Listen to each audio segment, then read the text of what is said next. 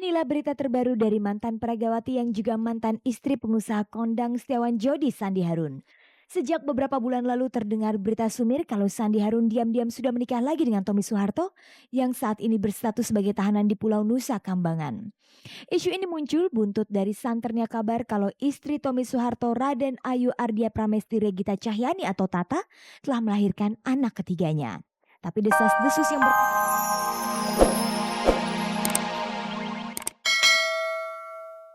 Halo pemirsa, jumpa lagi dengan saya Fani Rahmasari dalam tayangan paling bergengsi, Cek dan Dicek. Inilah tayangan infotainment yang akan membuka cakrawala Anda tentang dunia selebriti di tanah air. Sejumlah informasi aktual dan menarik telah disiapkan oleh tim Cek dan Dicek untuk kita simak bersama di akhir pekan ini. Sekarang langsung saja kita simak kilasan tayangannya. Pertemuan dan perkenalan penyanyi dan novelis Dewi Lestari dengan Marcel Siahaan di sebuah lapo di Bandung ternyata membawa kesan mendalam bagi keduanya. Meskipun setelah itu Dewi dan Marcel sempat berpisah tanpa komunikasi selama 3 tahun, tapi momen itu justru membuat mereka merasa saling kangen dan tidak ingin terpisahkan. Kedekatan mantan peragawati Sandi Harun dengan Tommy Soeharto ternyata masih menjadi bahan berita. Malah terbesit kabar Tommy yang saat ini masih mendekam di Nusa Kambangan akan segera menikahi Sandi Harun. Ada pula pemirsa berita menarik dari artis Vonny Cornelia dan Putri Patricia saat mengadakan perjalanan ke Jepang dan berbelanja di negeri yang terkenal dengan politik dagang dampingnya itu. Perseteruan artis Liza Natalia dengan Direktur PT Triwarsana Record Michael Chandra akhirnya berlabuh di pengadilan. Rencananya hari Rabu pekan depan Liza akan mendaftarkan gugatannya terhadap Michael Chandra ke Pengadilan Negeri Jakarta Pusat. Cinta bersemi di Lapo. Kira-kira begitulah gambaran kisah asmara penyanyi dan novelis Dewi Lestari dengan Marcel Siahaan. Mereka berdua yang hobi makan di Lapo tanpa sengaja bertemu dan berkenalan di sebuah Lapo di Bandung. Selanjutnya, Marcel dan Dewi menjadikan Lapo sebagai tempat pertemuan mereka. Lalu bagaimanakah keduanya merajut tali kasih? Kita simak saja kisah cinta Dewi Lestari dan Marcel Siahaan berikut ini.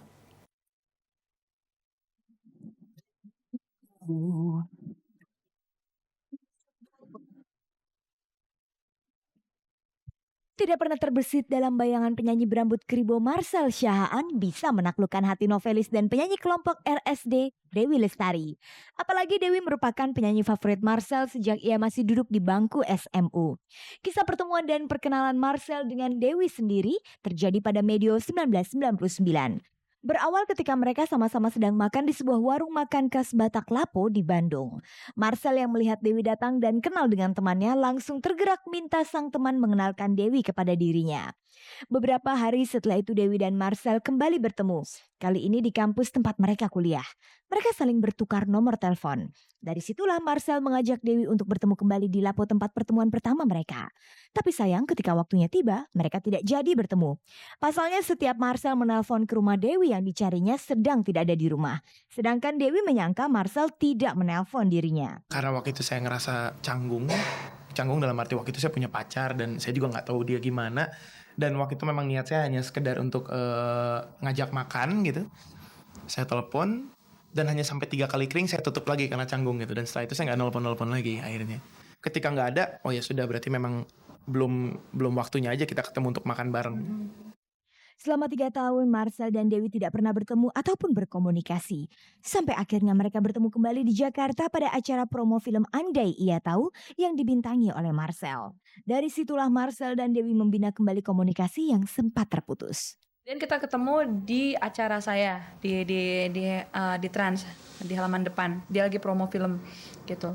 Terus awalnya dianya nggak ada, jadi saya cuma promosiin posternya aja gitu. Terus saya bilang ke pemirsa ya, saya nothing tulus gitu kan, saya bilang aja pemirsa ini anak utang makan siang sama saya udah gitu. Terus saya nggak mikir macem-macem, hanya bercandaan aja. Pas besoknya, taunya dianya ada, datang. Oh, kamu ngapain? Saya bilang gitu. Saya promosiin soundtrack si film itu gitu. Terus ya udah akhirnya kita ngobrol dan dia bilang sama saya masih punya utang ya sama kamu. Saya bilang, masih inget ya? Lu masih inget? Saya bilang gitu kan. Iya, mama saya nonton katanya gitu. Jadi ternyata ibunya yang memberitahu bahwa dia punya utang. Jadi ketika saya ngomong gitu ke pemirsa, ibunya kebetulan nonton. Terus ya udah tuker-tukeran nomor telepon dan saya nonton premiernya dia. Itu pun tiketnya juga dapat dari dia. Waktu saya juga kebingungan pengen nonton, nggak tahu caranya. Saya nekat aja nge-SMS gitu kan, pengen nonton tapi nggak tahu. Lalu dia mengusahakan tiket ke saya dan dia mengantarkan tiketnya. Dan pada saat itu saya masih ngerasa ini adalah Marcel yang tidak menepati janji makan siang. Jadi saya waktu itu juga masih ragu-ragu. Bener gak ya ngasih tiket? Taunya datang gitu kan. Saat Natal tahun 2002, Marcel dan Dewi sama-sama merayakannya di Bandung. Dan dari situlah hubungan mereka tambah dekat. Tanpa disadari, benih-benih cinta pun mulai bersemi lagi di antara mereka. Dari tanggal 25 pokoknya sampai tanggal 31 itu kita ketemu tiap hari. Pertama karena kita juga venue-nya sama-sama di Bali gitu ya, walaupun di tempat yang berbeda. Dan kita juga ke Jakartanya barengnya waktu itu kamu nawarin gitu, mau nggak ke Jakarta bareng, ayo, dia bilang gitu. Jadi udah habis itu ketemu terus dan deketnya mulai dari sana sih, mulai dari malam Natal itu. Ketika saya bertemu dia, itu saya tiba-tiba terbersit keinginan untuk cerita banyak, terus mulai cerita tentang kehidupan saya dan segala macam. Dan itu biasanya jarang gitu, biasanya saya yang benar-benar udah lama nggak ketemu terus tiba-tiba saya langsung cerita, langsung jujur, langsung benar-benar buka hati sama dia, tuh jarang banget gitu. Jarang saya lakuin itu sama orang, nggak pernah banget, bisa dibilang nggak pernah. Dan tiba-tiba ketemu dia tuh yang seperti mengalir aja gitu. Saya seperti udah merasa bahwa dia ini orang yang tepat untuk saya cerita, orang yang tepat untuk saya bergantung, orang yang tepat untuk saya pegang gitu. Sebagai pasangan yang tergolong baru, Marcel dan Dewi tidak merasa khawatir dengan banyaknya pasangan selebriti yang tidak dapat mempertahankan hubungan asmara mereka. Bahkan Marcel dan Dewi sudah mengetahui dan mengerti konsekuensi yang akan mereka terima bila mempunyai pasangan selebriti. Ya bagi saya pun sebetulnya kan pacaran dengan Marcel yang notabene di milik publik juga gitu ya, itu juga satu pengalaman yang baru.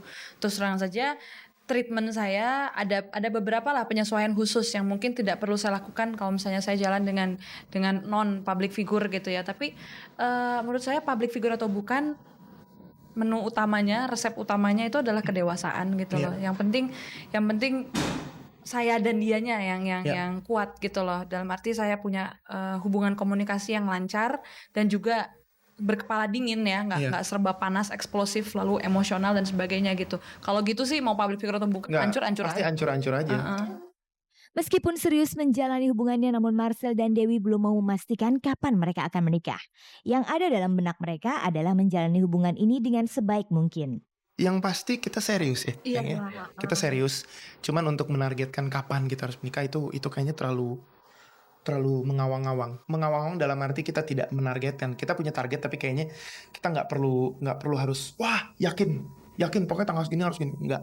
Yang pasti kita ngejalanin serius dan kita mikirin terus. Karena itu kan berjalan juga dengan keseriusan kita, otomatis itu jalan terus. Semakin kita serius, semakin pikiran itu juga semakin kuat gitu. Sejak dulu prinsip saya pernikahan itu tuh bukan tujuan. Pernikahan itu adalah dampak ya. Itu adalah satu hadiah yang kemudian diberikan kepada pasangan yang memang layak mendapatkannya gitu loh. Jadi bukan itu satu target lalu kita lari-lari buru-buruan menuju ke sana. Jadi nggak bisa kita so tahu mengatakan bahwa tahun sekian enggak gitu loh.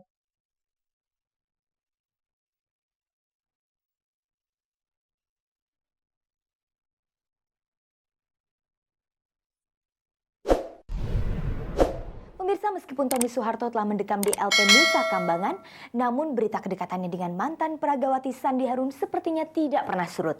Malah kabarnya, Tommy yang masih berstatus suami Tata akan menikahi Sandi Harun.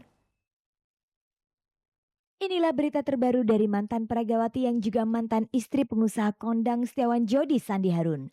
Sejak beberapa bulan lalu terdengar berita sumir kalau Sandi Harun diam-diam sudah menikah lagi dengan Tommy Soeharto yang saat ini berstatus sebagai tahanan di Pulau Nusa Kambangan.